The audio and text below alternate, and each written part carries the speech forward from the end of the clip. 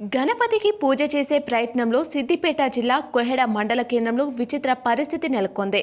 గణపతి నవరాత్రి ఉత్సవాల్లో భాగంగా వాడవాడలా వినాయకులను ప్రతిష్ఠించిన చోట పూజలు చేయాల్సి ఉంటుంది.